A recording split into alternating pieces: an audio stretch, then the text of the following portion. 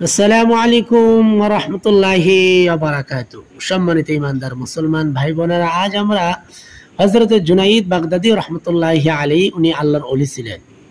ওনার ইন্তেকালের পরে আল্লাহ পাক কোন আমলগুলি ওনার থেকে কবুল করেছেন এবং ওনাকে যে আমলের বদলতে মাফ করে দিয়েছেন, সেই বিষয়টা আমরা একজনের স্বপ্নের মাধ্যমে উনি দেখেছিলেন। সেই বিষয়টা কিতাব থেকে আমরা জানার চেষ্টা করব, আর আমরা আমাদের জীবনে কিভাবে আমল করব সেই বিষয়টাও শিখে যাব ইনশাআল্লাহ। তাহলে আসুন, যে আল্লাহর বান্দা হযরত জুনাইদ বাগদাদী রাহমাতুল্লাহি আলাইহিকে স্বপ্নে দেখেছিলেন এবং স্বপ্নের মাধ্যমে ওনার কাছে জিজ্ঞাসা করেছিলেন, সেই বিষয়টা সরাসরি কিতাব থেকে জানার চেষ্টা করি ইনশাআল্লাহ।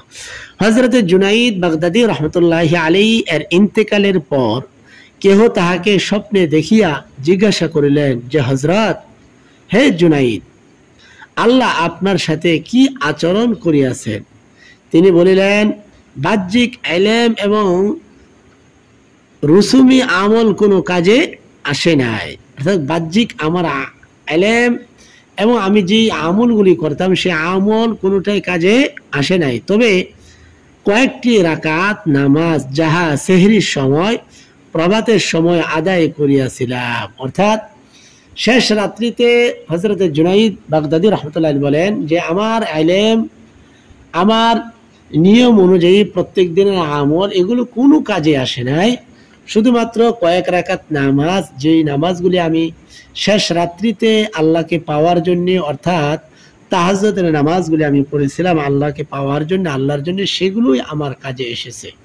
সেজন্য সম্মানিত ভাই ও বোনেরা, আমরা যতই আমল করি সমস্ত আমলের নিয়তগুলো করতে হবে যে এই সমস্ত আমলগুলি আমরা আল্লাহর জন্য করি। এই নিয়তটা থাকতে হবে, কে আমাকে ভালো বললো, কে আমাকে মন্দ বললো, সেই দিকে তাকানো যাবে না। শুধুমাত্র আমল করতে হবে আল্লাহর জন্যে এবং আল্লাহর কাছে কবুল হওয়ার জন্য দোয়া করতে হবে ইনশাআল্লাহ। এটাই এই স্বপ্নের ব্যাখ্যা থেকে আমরা শিখতে পেরেছি। আর আল্লাহর কাছেই মাফ চাইতে হবে, আল্লাহর কাছেই সমস্ত কিছু চাইতে হবে।